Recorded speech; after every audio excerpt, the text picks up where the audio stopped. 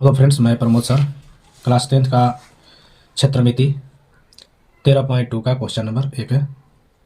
कहता है कि एक ठोस एक अर्धगोले पर खड़े एक शंकु के आकार का है जिसकी त्रिज्या 1 मीटर है तथा शंकु की ऊंचाई उसकी त्रिज्या के बराबर है। इस ठोस का आयतन पाई के पदों में ज्ञात कीजिए। तो फ्रेंड्स, यही कह रहा है कि एक अर्धगोला है और उस अर्धगोले पर एक शंकु लगा है, और ये भी कह रहा है कि जिसकी त्रिज्या जितनी त्रिज्या है शंकु का उतना ही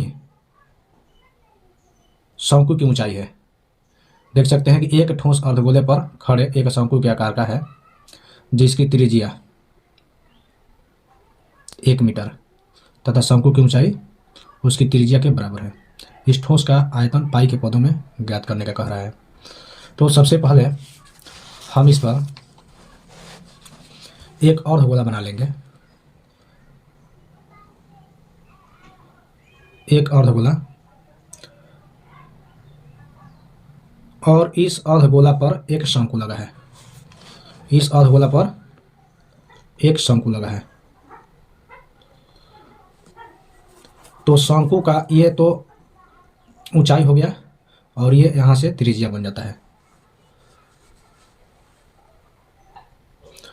तो त्रिज्या 1 सेंटीमीटर हो जाता है। ये त्रिज्या जो हो जाता है 1 सेंटीमीटर नहीं 1 मीटर। देख लेते हैं क्या में दिया है। ये सेंटीमीटर दिया हुआ है, सेंटीमीटर है। तो 1 सेंटीमीटर त्रिज्या दिया हुआ है और त्रिज्या के बराबर उसका ऊंचाई है। तो 1 सेंटीमीटर इसका ऊंचाई भी हो गया, 1 सेंटीमीटर इसका ऊंचाई भी हो गया। ठीक है, तो हमारा दोनों में मिल गया। इसमें दोनों में शंकु तथा शंकु और अर्धगोले का त्रिज्या मिल गया। तो लिखेंगे शंकु तथा अर्धगोले की त्रिज्या, अर्धगोले की त्रिज्या, अर्धगोले की त्रिज्या हो गया और शंकु का 1 सेंटीमीटर हो गया। और ये अर्धगोले में ऊंचाई नहीं होता है, तो ये शंकु का ऊंचाई हो जाता है 1 सेंटीमीटर। अब प्रश्न से हम लोग यहाँ पर प्रश्न से क्वेश्चन कह रहा है कि इस ठोस का आयतन पाई के पदों में ज्ञात कीजिए। तो ठोस का हम लोग निकालेंगे। ठोस का आयतन, ठोस का आयतन बराबर शंकु का आयतन। तो शंकु अर्धगोला पर लगा है, शंकु का आयतन प्लस अर्धगोले का आयतन।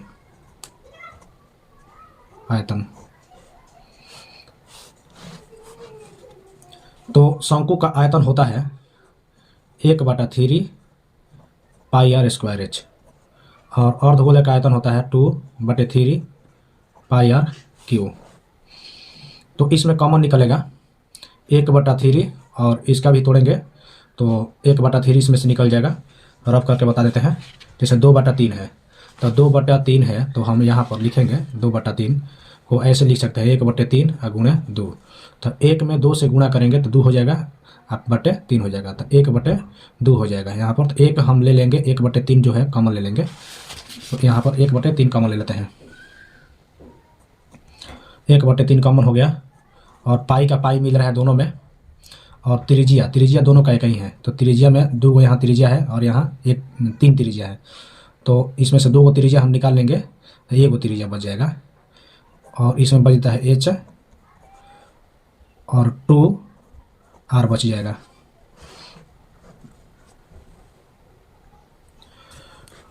तो यहाँ 1/3, और पाई के पदों में कह रहा है ज्ञात करने का, इसलिए पाई का मान नहीं रखेंगे, गुणे आर स्क्वायर। तो आर है त्रिज्या 1 है तो 1 स्क्वायर हो जाएगा, और एच भी एक ही है, और 2, और यहाँ त्रिज्या है आप देख सकते हैं, यहाँ त्रिज्या जो दिया है दोनों का त्रिज्या 1 है, तो त्रिज्या 1 हो गया। तो 1/3 पाई, और 1 का इसमें पाई में गुना करेंगे तो इसका कोई प्रभाव नहीं पड़ेगा, 1 कवर करेंगे तो 1 ही होगा। और यहाँ पर 1 2 में 1 से गुना करेंगे तो 2 हो जाएगा, 2 आ 1 3, तो 3 हो जाता है, तो ये कट जाता है, तो 1 पाई हो जाता है। इसको पाई लिख सकते हैं, चाहे 1 पाई सेंटीमीटर स्क्वायर हो गया, सेंटीमीटर स्क्वायर नहीं सेंटीमीटर क्यूब हो जाएगा। दूसरा क्वेश्चन कह रहा है, एक इंजीनियरिंग के विद्यार्थी रचेल से एक पतली एल्युमिनियम की शीट का प्रयोग करते हुए एक मॉडल बनाने को कहा गया जो एक ऐसे बेलन के आकार का हो जिसके दोनों सिरों पर 2 शंकु जुड़े हुए हैं। इस मॉडल का व्यास 3 सेंटीमीटर है और इसकी लंबाई 12 सेंटीमीटर है। यदि प्रत्येक शंकु की ऊंचाई 2 सेंटीमीटर हो तो रचेल द्वारा बनाए गए मॉडल के अंतर्विष्ट हवा का आयतन ज्ञात कीजिए। तो फ्रेंड्स इसमें कह रहा है कि व्यास दिया हुआ है मॉडल का 3 सेंटीमीटर दिया हुआ है व्यास इसका पूरा, और ऊंचाई दिया है शंकु का, यानी कि प्रत्येक शंकु का ऊंचाई दिया है तो 2 सेंटीमीटर। तो इसमें यही क्वेश्चन है कि एक बेलन के आकार का है और उस पर 2 शंकु लगा हुआ है। तो हम एक बेलन बनाएंगे। 2 नंबर क्वेश्चन, 2 नंबर क्वेश्चन में क्या होता है कि एक बेलन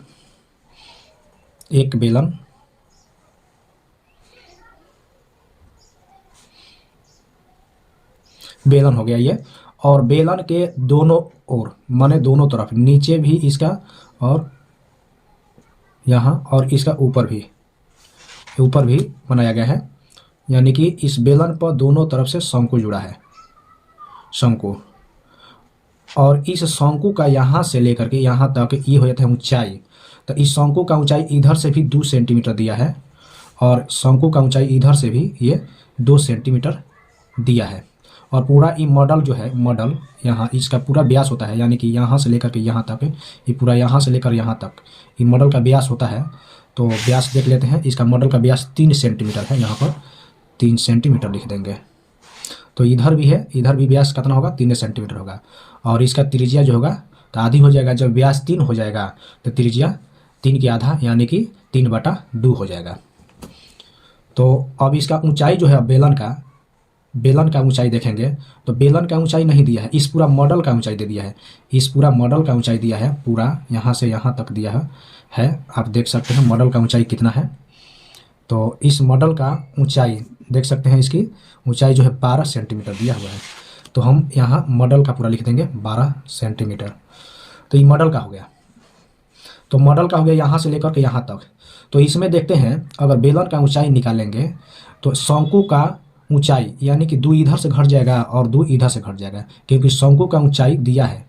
तो दोनों तरफ का हो जाएगा, इधर 2 घटेगा इधर 2 घटेगा, तो कितना घट जाएगा, 12 में से यानी कि 4 घट जाएगा। तो 12 में से 4 घटा देंगे तो 8 आ जाएगा, बेलन का ऊंचाई 8 आ जाएगा। ठीक है, और त्रिज्या जो है जितना बेलन का होगा उतना ही होगा शंकु का, शंकु का त्रिज्या हो जाएगा। व्यास दिया है कितना, तो व्यास दिया है 3, तो त्रिज्या हो जाएगा 3/2 हो जाएगा। चलिए बनाते हैं। तो पूरा मॉडल का, ये पूरा मॉडल जो दिया है तो लिखेंगे मॉडल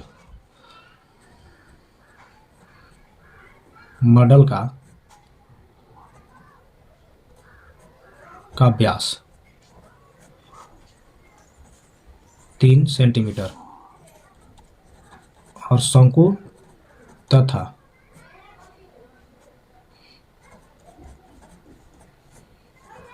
बेलन की त्रिज्या।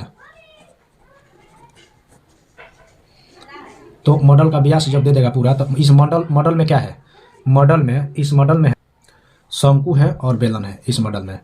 तो इस शंकु तथा बेलन के त्रिज्या हो जाएगा, जब ये 3 हो गया तो त्रिज्या हो जाएगा 3/2 सेंटीमीटर हो जाएगा। और बेलन का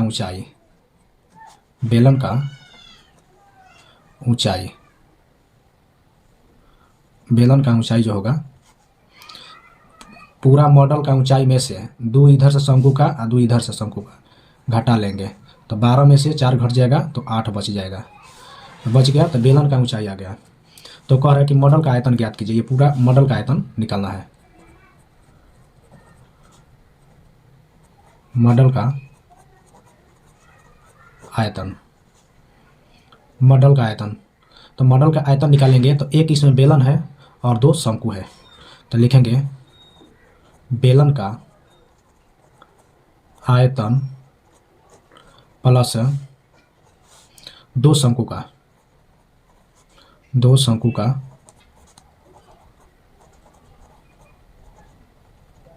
आयतन, दो शंकु का आयतन हो जाएगा।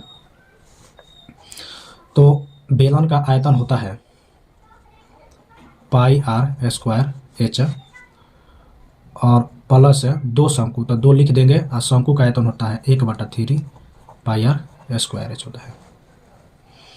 तो पाई इसमें मिल रहा है, पाई इसमें मिल रहा है, तो पाई कॉमन निकाल लेंगे और त्रिज्या, दोनों का त्रिज्या एक ही है तो इसमें त्रिज्या निकल जाएगा, 2 त्रिज्या इसमें है और 2 त्रिज्या इसमें भी है। और एच जो है एच तो इसमें शंकु का ऊंचाई अलग है, तो शंकु का ऊंचाई आप देख सकते हैं, शंकु का ऊंचाई 2 है, ठीक है। तो शंकु का ऊंचाई 2 है और इसका ऊंचाई जो है 8 है, यहाँ पर देख सकते हैं बेलन का ऊंचाई 8 है, तो ऊंचाई नहीं निकलेगा, तो यहाँ पर बच जाएगा एच बच जाता है और यहाँ 2/3 एच है। तो पाई का मान जो होगा 22/7 और त्रिज्या दोनों के हैं, तो 3/2 दो बार लिख देंगे क्योंकि यहाँ स्क्वायर है और त्रिज्या 3/2 है। और एच जो है ये बेलन का ऊंचाई है, तो बेलन का ऊंचाई 8 आया है और 2/3 और शंकु का ऊंचाई 2 है, ठीक है फ्रेंड्स। तो यहाँ अब यहाँ कटाएंगे, ये कट जाएगा 11 बार में और तितली के 9 और 9 11 99 होता है, 99 और 7 दूनी 14 होगा, 7 दूनी 14 गुणा 8 का 8 हो गया और 2 दूनी के 4/3 ब्रैकेट कर लेंगे और यहाँ एक रख करके एलसीएम निकाल लेंगे इसका, 99/14 गुणे 1 और 3 का एलसीएम होता है 3, 1 के 30 के 24 हो गया प्लस 3 एकम 3 4 का 4, तो 99/14 गुणा, अब ये 28 हो जाएगा, 24 और 4 28/3, तो ये कट जाएगा, ये कट जाएगा, तो ये 14 दूनी 28 और ये तितरी के 9 तो 33 हो गया, यहाँ 2 हो गया, तो 33 और 2 में गुणा करेंगे तो 33 दूनी 66 हो जाएगा सेंटीमीटर, घन सेंटीमीटर हो जाएगा। ये आपका आंसर हो गया।